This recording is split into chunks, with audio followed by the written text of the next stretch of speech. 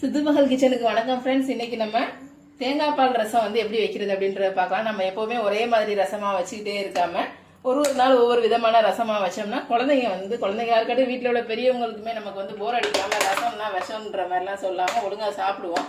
So இன்னைக்கு நம்ம வந்து முன்னாடியே நான் பூண்டு மிளகு ரசம் எப்படி வைக்கிறது அப்படின்றத போட்டிருப்பேன் வீடியோ. உங்களுக்கு வந்து நீ இதுவரை பார்க்கல, புதுசாக பார்க்குறீங்க அப்படின்னா டிஸ்கிரிப்ஷனில் லிங்க் போட்டிருக்கேன், பார்த்துக்கிறேங்க. இப்போ நம்ம வந்து தேங்காய் பால் ரசம் எப்படி வைக்கிறது அப்படின்றத பார்க்கலாம்.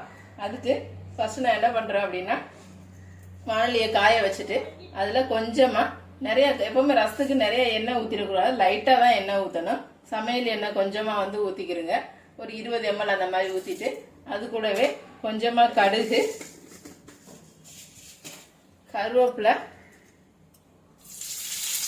வரமிளகா 2 வரமிளகா போட்டுக்கலாம். போட்டு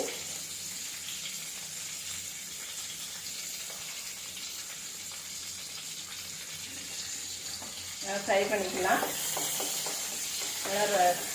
கருவேப்பிலை நல்லா வந்ததுக்கப்புறம் நம்ம என்ன பண்ணுவோம்னா, தக்காளி வந்து நான் சின்ன சின்ன தக்காளியாக இருந்ததுனால ஒரு 4 தக்காளி எடுத்து வச்சுருக்கேன். நீங்கள் சின்ன தக்காளினா 4 தக்காளி எடுத்துக்கிறீங்க, பெரிய தக்காளியாக வச்சுருந்தீங்கன்னா 2 பெரிய தக்காளி போட்டால் போதும். நான் வந்து 4 பேர் கணக்குக்கு சொல்கிறேன். நீங்கள் எத்தனை பேருக்கு ரசம் வைக்கிறீங்களோ அதுக்கு தகுந்த மாதிரி நீங்கள் வச்சுக்கோங்க. ஸோ நான் வந்து 4 தக்காளி வந்து சின்ன தக்காளி வச்சுருந்தேன், கட் பண்ணி வச்சுருந்தேன், அதை வந்து போடுறேன். போட்டு தக்காளி வந்து வதங்கும் போது எப்போவுமே நம்ம லைட்டாக சால்ட்டும் சேர்த்து போட்டுக்கலாம். ஸோ லைட்டாக ரசத்துக்கு தேவையான அளவுக்கு சால்ட்டையும் போட்டு கொஞ்சம் மீடியம் ஃப்ளேமில் வச்சே நம்ம வந்து நல்லா வதக்கிக்கலாம். அப்போ தான் நல்லா வந்து தக்காளி நீங்கள் அரைச்சி ஊற்றுறீங்க அப்படின்னா அப்படியே ஊற்றிக்கலாம், ஒன்றும் பிரச்சனை இல்லை. நம்ம இந்த வீடியோவில் அரைச்சி தான் ஊற்றிருக்கேன். இந்த வீடியோவில் வந்து எப்படி பண்ணுறது அப்படின்றது, இப்படி வந்து கட் பண்ணி போட்டு பண்ணுறது அப்படின்றத பண்ணி காமிக்கிறேன். ஸோ நல்லா நம்ம வந்து சிம்மில் வச்சு கொஞ்சம் நல்லா தக்காளியை வந்து நல்லா வந்து வதங்கி வர்ற அளவுக்கு நம்ம வதக்கிக்கலாம். அப்படியே ஒரு 5 மினிட்ஸ்க்கு வதக்கணும்னா நல்லா வதங்கிடும். தக்காளி நல்லா வதங்கிருச்சு. நான் ஒரு முழு பூண்டு, ரச பூண்டுன்னு சொல்லி சின்ன பூண்டு இருக்கும், ஸோ அந்த முழு பூண்டை வந்து நல்லா வந்து உரிச்சிட்டு நான் போட்டு இடித்து வச்சுருக்கேன், உரலில் போட்டு இடித்து வச்சுருக்கேன். ஸோ அந்த பூண்டை இப்போ போட்டுட்டேன். அந்த பூண்டு கூட இப்போ நான் என்ன பண்ண போகிறேன்னா, கொஞ்சம் வந்து லைட்டாக ஒரு 1/4 டீஸ்பூன் அளவுக்கு பெருங்காயத்தூள், ஜீரகத்தூள் வந்து ரெடி பண்ணி வச்சுருக்கேன். ஸோ ஜீரகத்தூள் ஒரு 1 டீஸ்பூனு, அது கூடவே பெப்பரையும் பவுடர் பண்ணி வச்சுருக்கேன், மிளகுத்தூளை. ஸோ மிளகு வாங்கி பவுடர் பண்ண, அந்த மிளகு வந்து ஒரு 3/4 ஸ்பூனு, அது கூட மஞ்சள் தூள் வந்து ஒரு 1/4 டீஸ்பூன் வந்து போட்டுக்கலாம். போட்டு அதையும் இது கூட இப்போ நல்லா வதக்கலாம். தக்காளி நல்லா வதங்கிடுச்சு பாருங்க, பார்த்தா உங்களுக்கே தெரியும் போடும் போது எப்படி இருந்தது, இப்போ நல்லா வதங்கி எப்படி வந்துருச்சுன்னு. ஸோ இந்த அளவுக்கு நல்லா வதக்கிக்கணும். வதக்கணும்னா தான் நமக்கு வந்து டேஸ்ட் வந்து இன்னும் கொஞ்சம் நல்லா இருக்கும் சாப்பிட்றதுக்கு. இல்லை அப்படி இல்லைன்னா நம்ம வந்து எப்பயும் மாதிரி மிக்சியில் அரைச்சி ஊற்றுறதுனால ஊற்றிக்கலாம். எனக்கு இந்த தக்காளி நல்லா கனிவான தக்காளியாக கிடச்சிது, அதனால நான் இப்படி பண்ணியிருக்கேன். ஸோ உங்களுக்கு வந்து இப்படி தக்காளி கிடைச்சா இப்படி பாருங்கள், கிடைக்காத பட்சத்துக்கு கல் மாதிரி இருந்துச்சுன்னா மிக்சிலேயே அரைச்சிருங்க, அப்போ தான் நமக்கு வந்து அந்த டேஸ்ட் வந்து வரும். ஸோ நல்லா வந்து வதக்கியாச்சு. இப்போ எல்லாத்தையும் போட்டு ஒரு 2 நிமிஷத்துக்கு நல்லா வதக்கியாச்சு. இப்போ நம்ம என்ன பண்ணலான்னா, ஒரு டம்ளர் அளவுக்கு மட்டும் தண்ணியை வந்து ஊற்றிக்கலாம்.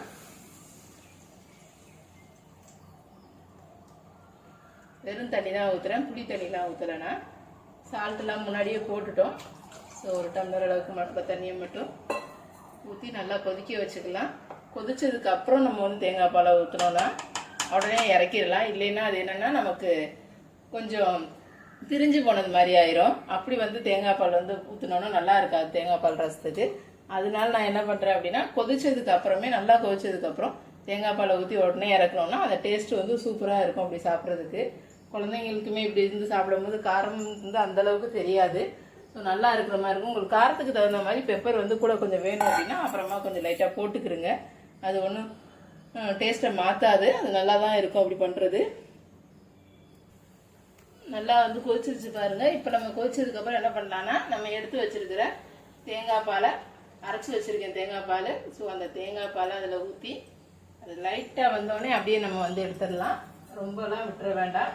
விட்டிங்கன்னா உங்களுக்கு வந்து பிரிஞ்சு போயிடும். ஸோ லைட்டாக வந்தோடனே நம்ம வந்து அடுப்பை ஆஃப் பண்ணிடணும்.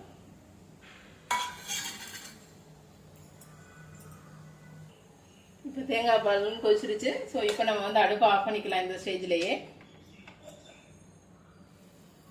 ஆஃப் பண்ணிவிட்டு நம்ம வந்து சர்வ் பண்ணுறதுக்கு எடுத்துக்கலாம்.